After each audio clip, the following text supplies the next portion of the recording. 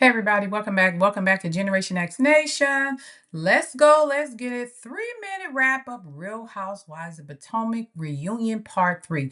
They continue with the Stacey bashing, accusing Stacey of lying. Monique played a video recording, which we later found out wasn't actually everything she said it was, and she had to apologize to Stacey. But while they was on that couch, Stacey said, "Hey, well, let's just call Chris." And Jazzy said, "Well, of course he's gonna agree with you if you're having sex with him." Jazzy, that was a low blow. You should not have said that. And I don't even think Chris is her type, or do I think she actually like men who is of Chris's complexion? Just my opinion. Now let's move on to the trip. Andy started talking about the trip in Colorado. He really wanted to put a pin in it. However, he had to let everybody know that Giselle took over the trip. Angel didn't know what she was doing, and it was a kind of over the whole trip thing. However, Angel said, "Now I realize looking back on it that it was a bad idea to separate everybody." Really, Angel? Because if you watch any Housewives franchise, they have never slept separately. So you knew what you was doing. You just didn't want to be bothered with those ladies, but you were required to sponsor the trip. So you did it in a way that would be convenient for you.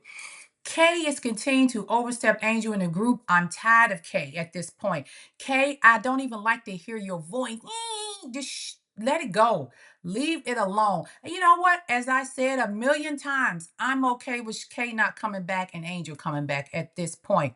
Um, Karen came out, the grande dame that she is, sat down on the couch. I think she was being a little condescending to Wendy at times. However, she did get some things off her chest. The thing about Karen I didn't like is Karen refuses to admit that she had a problem. She will say she had an addiction. She'll never mention the fact that she was an alcoholic, which I understand. Now, I'm not teasing anybody that's alcoholic. Don't get me started on that. However, Karen kind of took responsibility but didn't take responsibility. Then Andy started talking to Wendy about her cases, kind of insinuating that the case is very strong against you, Wendy. And there's a lot of accusations coming out saying that basically you and Eddie have been faking the funk, trying to live this lifestyle for the show, and y'all really don't have the money that y'all have, and y'all are in a lot of debt.